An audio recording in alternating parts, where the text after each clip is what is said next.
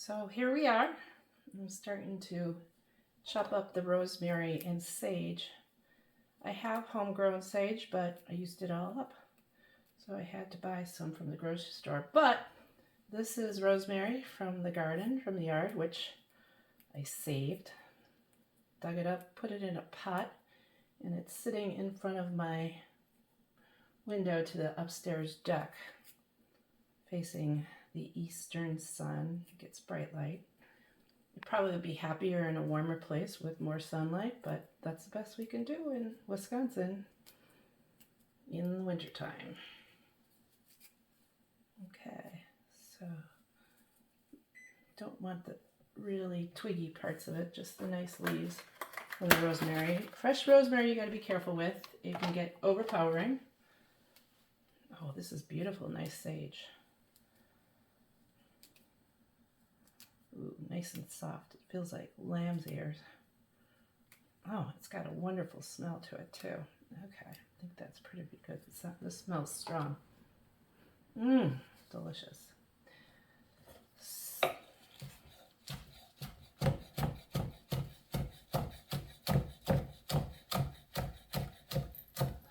Make sure you guys are able to see that.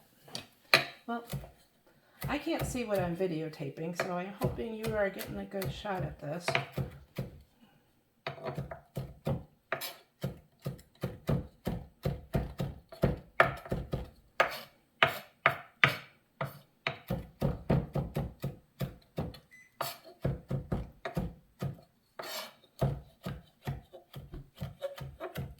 Now what I'm going to do is I'm going to add some kosher salt to this. This is a trick that is often used when you're mincing garlic. Add kosher salt, which has a really gritty texture to it, and that grittiness helps to break down what you are trying to mince. And I'm trying to mince together this rosemary and sage to have a nice fine paste. It's not going to be really a paste, it's going to be really crumbly, but this will add our salt. Probably will have to add a little bit more salt.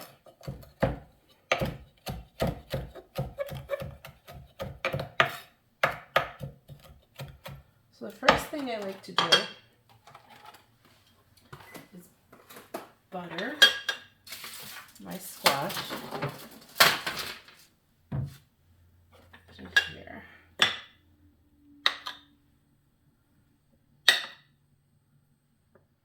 That gives the mixture something to stick to.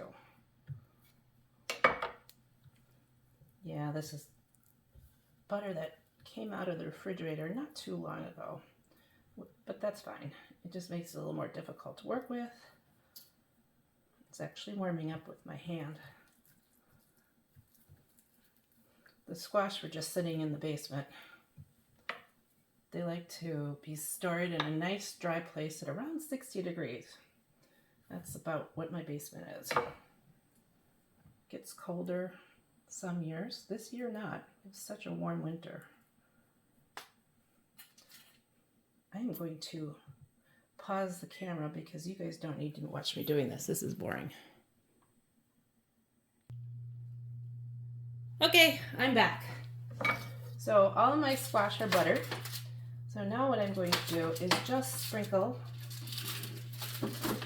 my sage and rosemary mixture into it. So what'll happen is these get roasted at a 425 degree oven in the upper portion of the oven. I don't know if you know this, but placement in an oven is very important depending on what you're making. When you're roasting vegetables, you're always going to want to put it in the upper third of your oven because you want it to roast. You want to get a little bit of a caramelization. That's called the Maillard reaction, which is basically just French for caramelization, and it adds flavor to whatever dish you're making. So I like to sprinkle that on. It already has my salt in it. I think I'm probably going to give maybe just a little bit more of a sprinkle of kosher salt, not much. And then, to rinse my hands off, that's about right. You don't want to put too much of this sage and rosemary mixture on here. It can overpower it. What will happen when this roasts is that you will get, wash my hands, there'll be like a little puddle of juices and butter in each one of the bulbs. What I do is I take that puddle and I baste the squash with it when I take it out. Now, let me show you what the other secret ingredient to this is.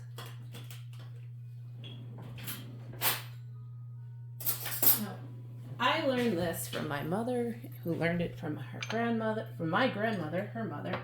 Everything tastes better with a little sugar. Even savory dishes taste better with a little sugar. So I'm going to take basically about a half a teaspoon of sugar and sprinkle it all over each one of these. Actually, it's about a quarter of a teaspoon per half. You're not trying to sweeten it. What you're trying to do is enhance the flavor. So that's the yin and the yang, the sweet and the salty. Just adds a nice combination. So now I'm going to put this in my oven, like I said, in the upper quarter, or upper third, up there. And we're going to roast that. Now my oven isn't to temperature yet. That's fine. If I was doing this perfect, it would be at temperature. But we got that done. So now we're going to start on our Sunbeam rolls. Full disclosure, this is my second batch. I already have a batch on the back of the stove there rising. I tried videotaping this once already. I don't think it went so well. I kept hitting the stop button instead of the pause button. So we're going to try doing this way. All right, so here we go. Sunbeam rolls, round 2. The first thing you want to start with is a quarter cup of warm water, about body temperature. That's about around 100 degrees. So, and that is perfect. We got it 100 degrees. Into that, we are going to add 2 packages of yeast. Sure, I got this in frame. It looks like I do. I don't have packages of yeast because I bake too much for that. So I buy my yeast in bulk. 2 packages of yeast are about equal to 1 tablespoon of yeast, bulk yeast, 1 teaspoon of bulk yeast, and a half a teaspoon of yeast. Now, to that, I add a teaspoon of sugar. And that's going to get all nice and frothy and happy. I'm going to mix that up with a fork.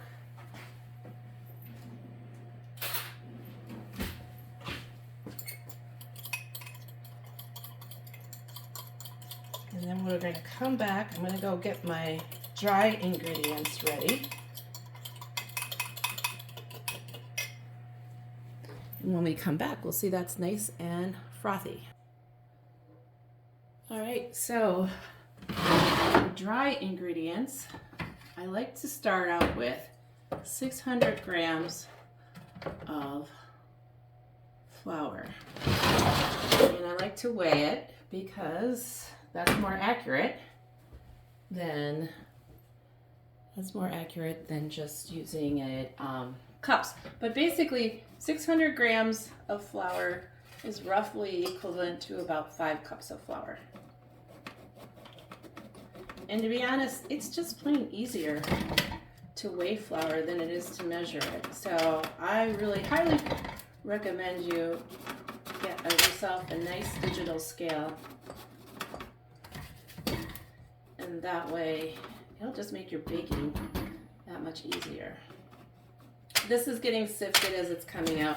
Sifting it is not necessary. It is already sifted when it comes in the bag. In the olden days, you wanted to sift your flour because there might be crud in there. You might have some chaff still in there. Or you could maybe have a little creepy crawlies that you want that gotten into your flour bin, and you don't want that in your food. You gotta pick that out. So, put that back.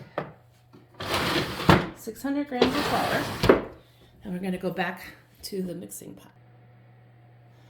All right, into my flour, I like to mix. I'll put a teaspoon of regular salt, not kosher. I know a lot of people like using kosher salt. I am not that much of a gourmand that I can tell a difference in flavor that much, especially in baked goods. But it's important to know the difference of what you're putting in, because a teaspoon of regular table salt is got a lot more salt in it than a teaspoon of kosher salt.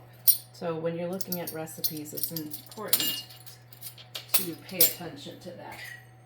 Also, so we've got 5 cups of flour, 600 grams of flour, a teaspoon of salt, and 1/3 of a cup of sugar.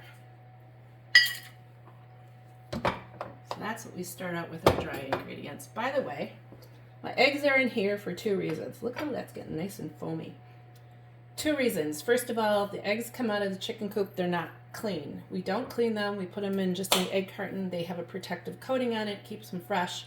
I don't wash them until I use them.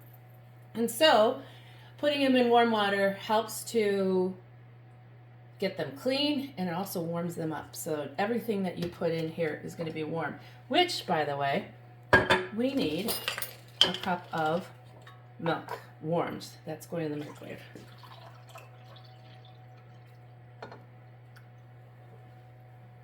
There we go. We'll warm that up. Look at my yeast. It is getting frothy and growing.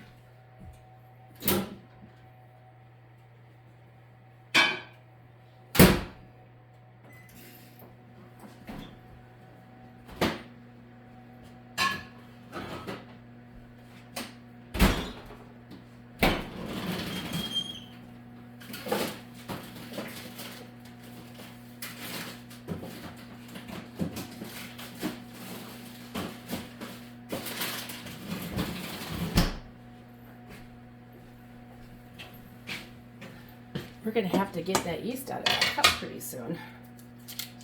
In fact, we'll do it right now. It's gonna, it has no problem with crawling out and crawling over it. So, get the milk.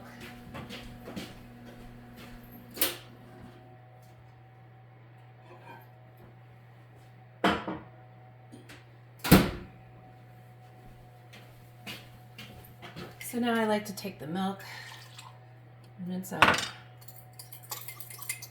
the yeast. Fish with that.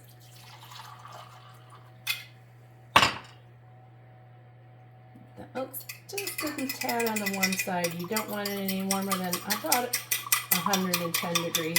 If you go to that, you're going to start killing your yeast. So, but by pouring it from a higher height, I'm actually cooling it and then stirring it up, so it's not going to kill my yeast. It's coming down to that nice body temperature. So again, the milk you also want at about 100 degrees. You want everything. Yeast likes to live at the same temperature that people's body temperature is at. So pour that in. Pour that in. Down. Now I need a stick of melted butter. These things are very, very rich. And put that in the microwave to melt as well.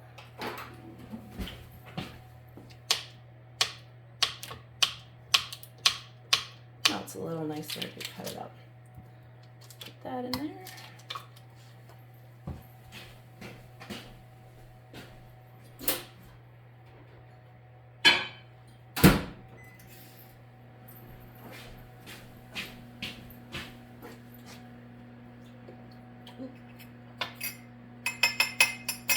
Next step is to crack our eggs in. Now, I remember my home economics teacher telling me that you never crack your eggs into what you're making, because if you've got a bad one, you don't want to contaminate your whole dish. Now, I've never encountered a bad egg, maybe because they're so fresh.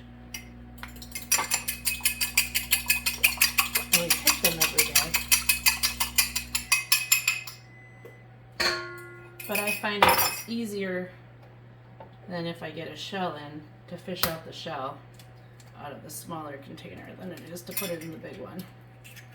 And it's easier to break these guys up. And dump it into the pot. I'm dumping them into the pot, or the bowl, with the yeast and the milk. So the yeast is very happy. It's nice and foamy in there.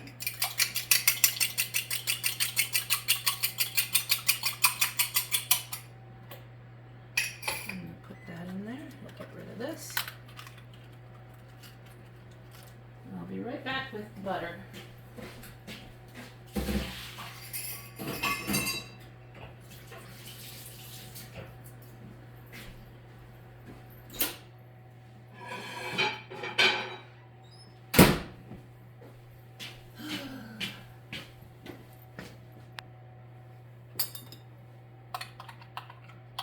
There you go, melted butter.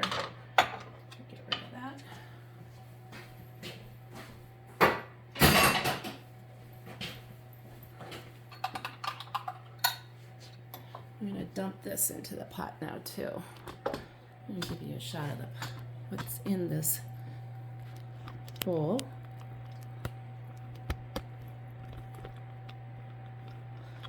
And now is when the magic really happens. So let's mix this all together. So we got all of our wet ingredients in here first.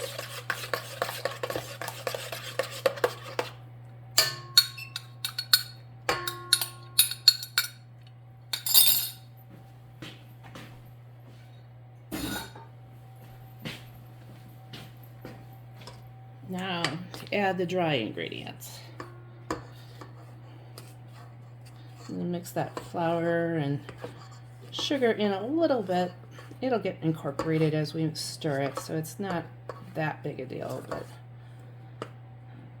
mix that all together. So the first step is, I like to mix this with a wooden spoon at first because it's just easier.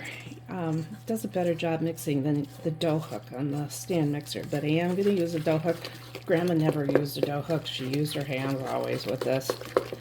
But I like to use modern conveniences. It makes it a lot easier, especially since this is the second batch of these that I'm making today.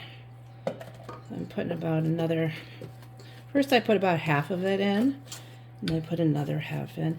One thing you have to remember when you're baking for bread is the flour is not a precise science. It's pretty close, but it's not exact. Sometimes I have to add a little bit more to this recipe. I rarely have to use less. Starting with 600 grams usually works pretty good. But sometimes I have to add a little bit more. It depends. Your eggs might be a little bigger.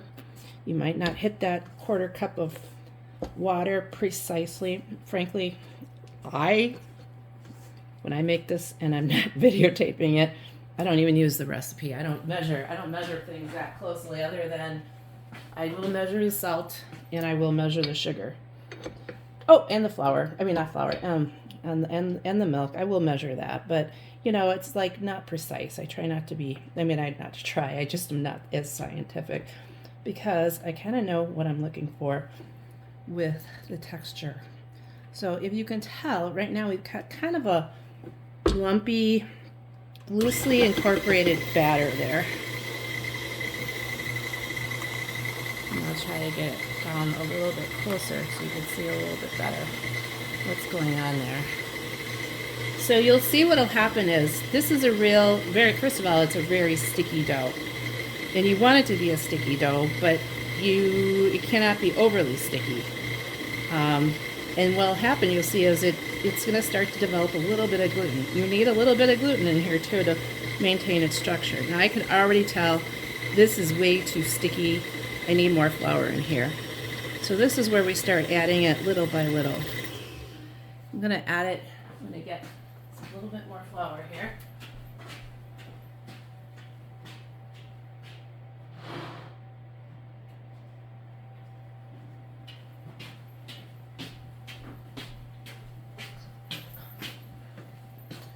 I would say this is roughly about a third of a cup of flour that I'm starting with, but I'm not going to add it all. Just going to add just one small scoop in. And you can see what happens. It pulls away from the side as it's getting in, but it didn't pull from the pan at all. So I can tell that this is still too sticky.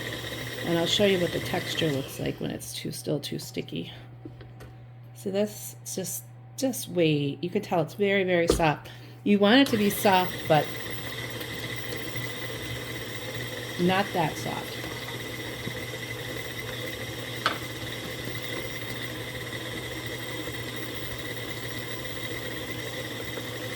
And it'll pull away. You know what? I'm going to dump the rest of this in.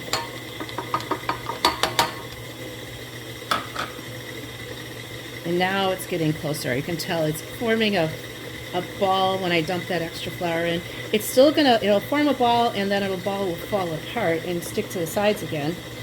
But you can just tell there's more body to it. And so you do need something that has a little bit more body, because if you don't have enough flour, your rolls are just not gonna hold up. If you put too much flour in though, your rolls are gonna be dry. Look. Oh, it's getting close. I need about one more scoop of flour. I'm gonna get that.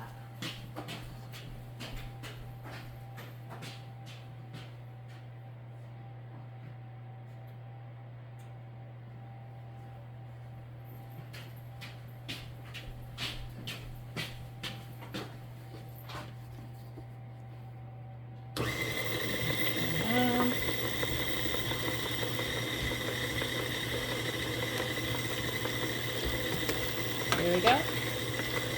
And you can see it pulls away from the side, and you can just see the body coming into it. It's starting to get a little bit more firmness. I don't know exactly how to describe it. Oh, that still does, it's not quite right yet. A little bit more.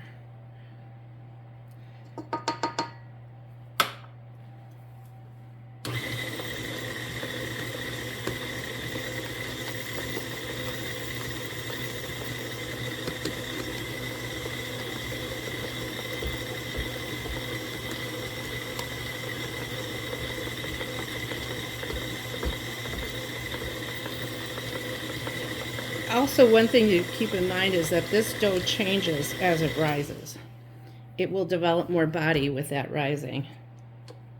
I still think I can tell it's pouring off of it's coming off of the dough hook just a little bit too fast for my liking. I'm going to just add the rest of this flour to it. And this I am going to for sure cut down. Like I said, that was about another third of a cup. I didn't weigh it. This is where you kind of get into the art of bread dough making. There we go. This is definitely done. Okay. Just let her go a little bit more.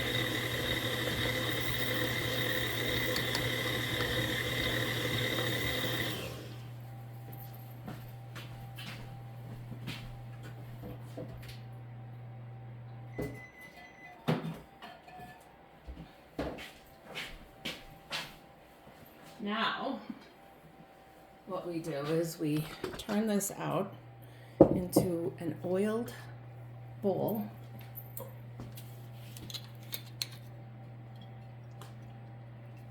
Just a little canola oil in there. Turn around.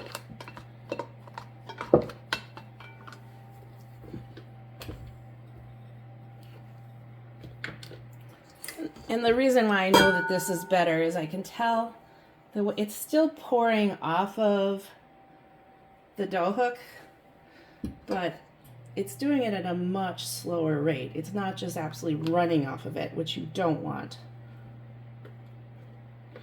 And you can do this by hand as well too. Grandma used to do this by hand all the time.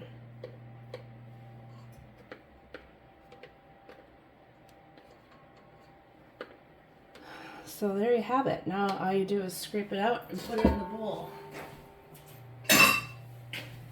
I don't prolong this any longer. I'm gonna pause it while I do that. So, all right, got it in the bowl. Now you just want to turn it over. You can tell it's still really, really sticky.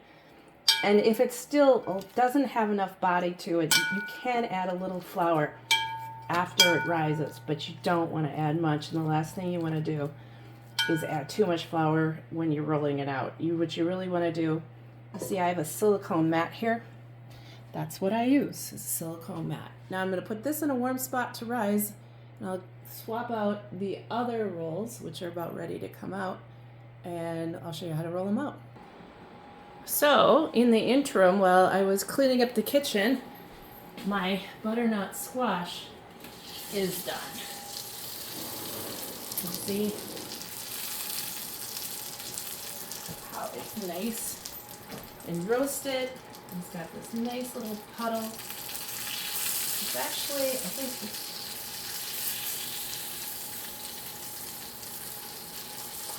nice and brown. I like this to roast this stuff.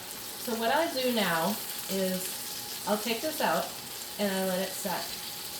And then I will cut it, each one of these halves in half again so that we have quarters.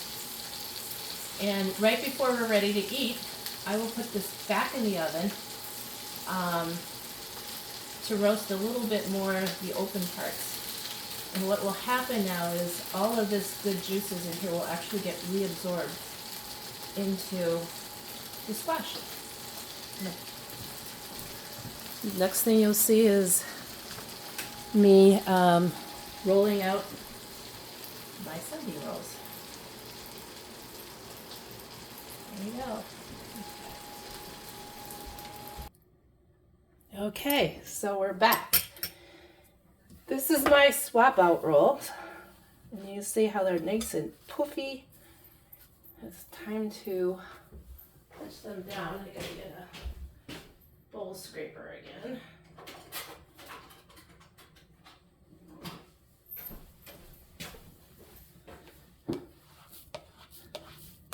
So this is the batch I mixed up earlier this morning.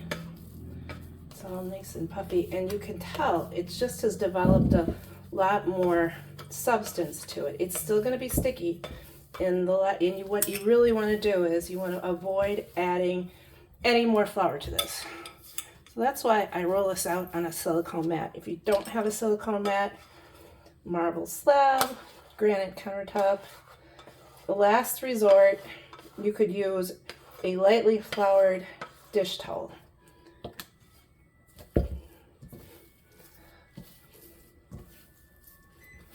And what I learned when I lived in New Jersey, the old nanas from the Italian little grandmas, they would oil their fingers. So if you find this too difficult to work with, you can either wet your fingertips or oil them. Now, another thing I do, which isn't essential, but it helps to get more even rolls, is I like to weigh out. So what you're going to do is you divide it into thirds. What you're going to make is 24 crescent rolls. So roughly divide it into thirds first.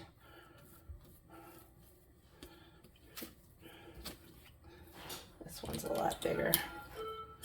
Oh, my Roomba just launched. We're going to have to send him home.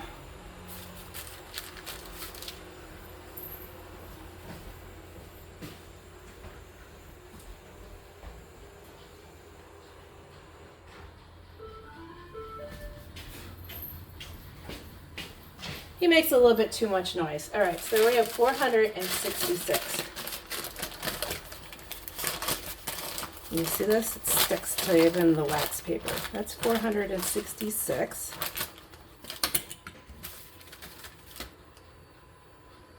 $426. So I already know that this is going to have to get some. We're at 454.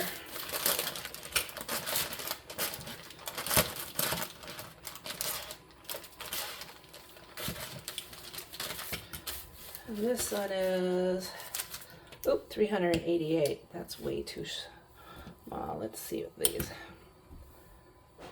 Yeah, now we're up to 456 on that one. We know that one's going to be too big. 436. That's going to be about right. 436. We're talking grams.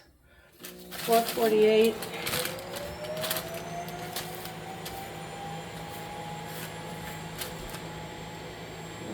406. Right.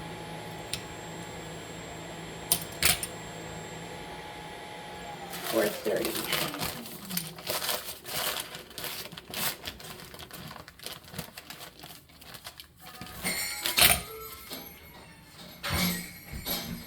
432. Merry Christmas! Merry Christmas! I'm videotaping how I make Sunbeam rolls for you guys. Are we interrupting you right now? No. Oh. You guys can be part of the video. Oh boy. We just got to the point where we're rolling them out. Bobby and Thomas just joined us. But the camera is focused on the countertops, so you won't be in it. So that's roughly equal.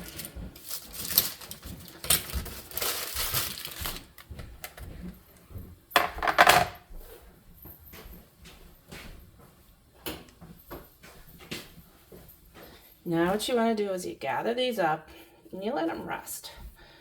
Kind of roll them into balls, and you're going to be swapping them out. I have to go get my rolling pin.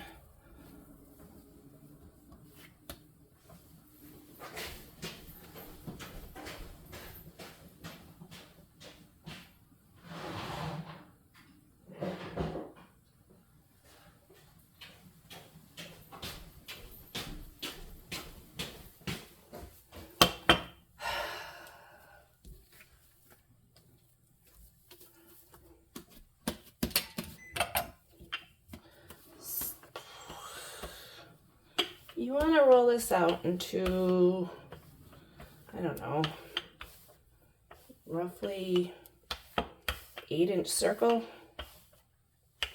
That's about an 8-inch circle, I think. And then what you do is you line them up on a parchment lined pan, or what you can also do is you can butter this. I like to use parchment paper because these often, I like to put like an egg wash on these before I bake it. This basically is a form of a challah bread. Every culture seems to have their own version of what is a brioche or a challah. For us, it's Sunbeam rolls. So what I do is pizza cutter, because you cut it like a pizza into 8 equal pieces, roughly. If they aren't perfect, don't worry about it. And this is where technique comes in for rolling these. So it's important with this, what you're doing is you're actually, the roll here is kind of important because you're creating structure with the rolling. I kind of pull and turn and pull and turn and pull and turn, pull and turn. And then I line it up in 3 rows on the pan.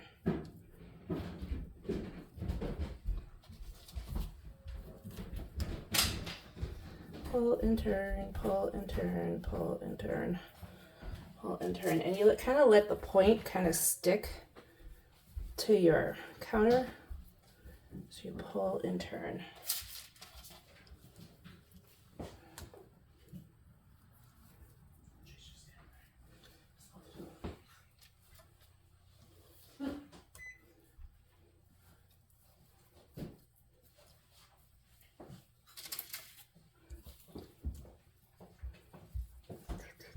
You guys can talk.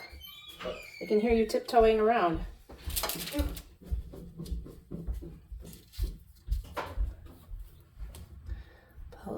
turn and pull and turn. Pull and turn.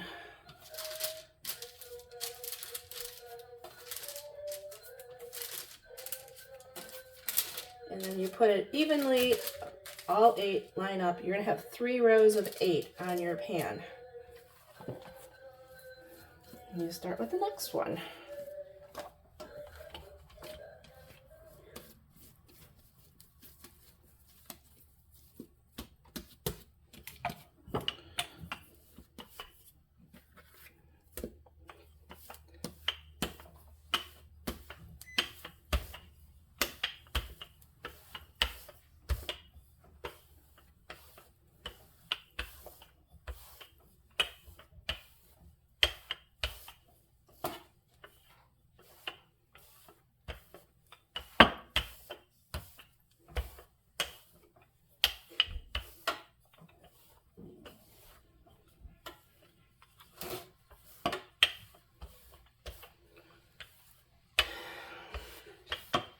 You want this to get in a roughly even layer too, because that'll help you have more even rolls.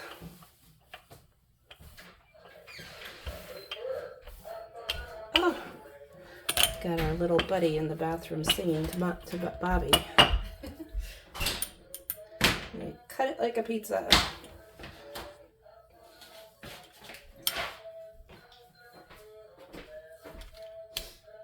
What can I help with? Can you set the table? I love it. Thank you.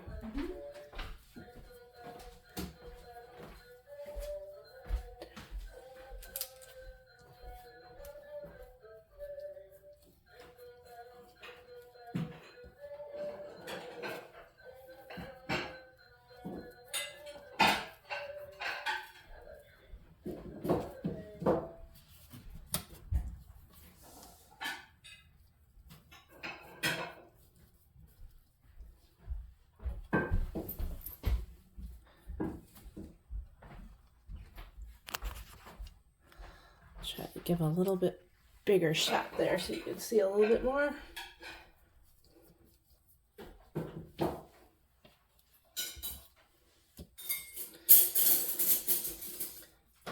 I'm just going to film this straight through so you guys can watch it all, but you probably can turn it off now because this is basically it. This is how you do it. You just take all 3. Then we let it rise until they're poofy. And then we bake it at a 325 degree oven for about 20 minutes.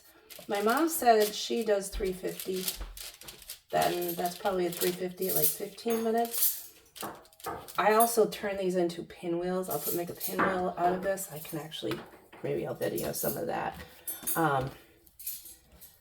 What I found is when I do it as a pinwheel, the center ones were not getting, I felt like they were a little bit too doughy.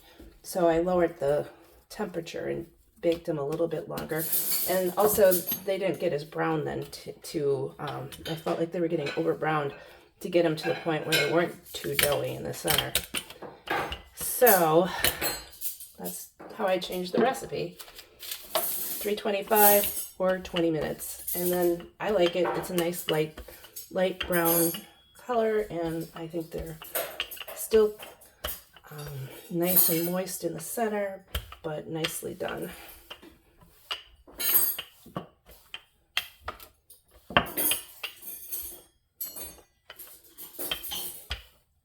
One little trick when you're rolling these out, you want to kind of work that dough ball a little bit. That kind of helps to tighten up that gluten in that dough while you're rolling it. Makes it a little easier roll. And then it relaxes after it sits a while. Doesn't stay tight. But it makes it a little bit more manageable, especially since we're not using any more flour in the recipe.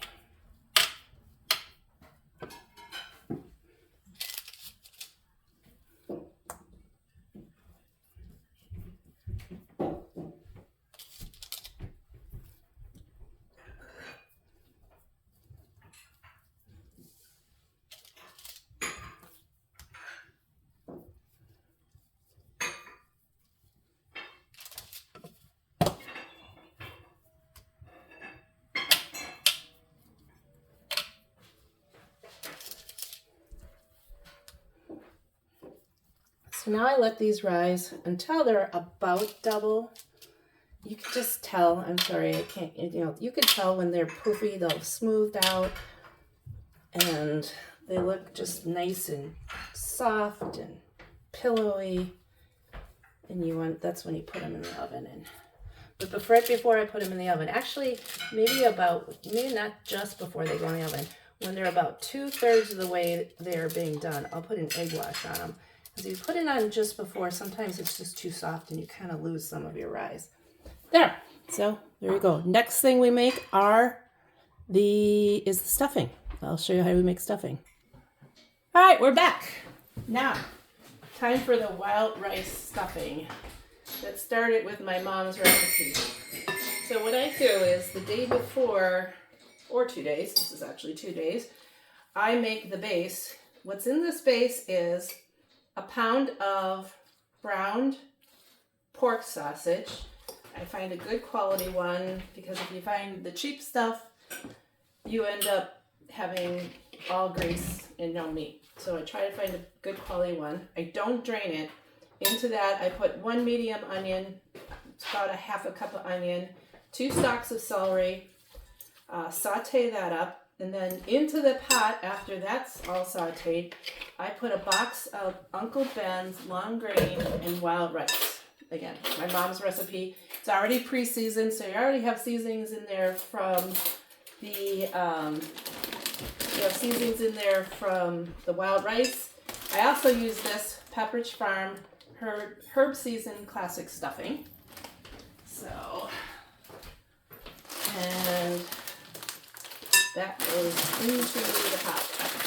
Oh, also, so the base is 1 roll of pork sausage, 16 ounces pork sausage, 1/2 cup of onion, 2 stalks of celery, a package of Uncle Ben's long grain wild rice, and then a 1/4 cup of cracked wild rice. This is the cheapest wild rice that you can get. I like to add an extra hit of wild rice flavor. I find that there's lots of cultures make dressing their own way. This is heavily influenced by the upper Midwest. So then, and then I simmer that with 3 cups of water. I bring it to a boil, simmer it for about 10 minutes. I turn the water off and I just let it sit. I turn the pan off and I let it sit there until most of the water is absorbed. You can tell it's not all absorbed, but that's okay because the stuffing is going to pull up some of that. Into that, I'm adding an apple. It is 1 medium-sized apple. It was about this size, a little bigger than that. And then I also like to add cranberries. A little bit of sweetness. It's that sweet and savory that really kind of brings the flavors all together. And I don't add any more seasonings to this because there's already seasonings in the sausage and in the stuffing and in the wild rice. The box of wild rice. That looks good to me. Mix that up. And then I always use the herb seasoned stuffing. You can use cubes, you can use shreds, doesn't matter.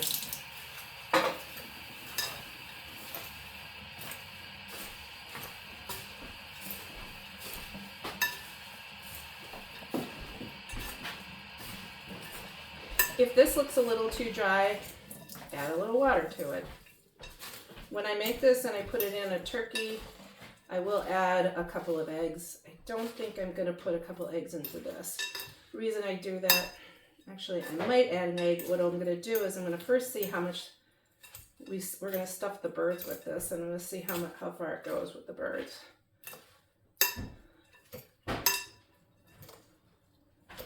And with the birds, there's moisture in them. What I did with the Cornish game hen, I actually brined them.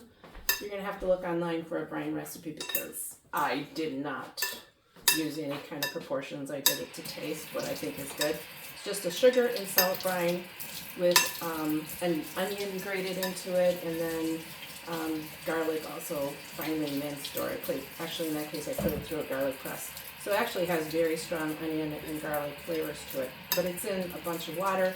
I soaked the birds overnight in this brine mixture, So they've got all their flavor already infused into them.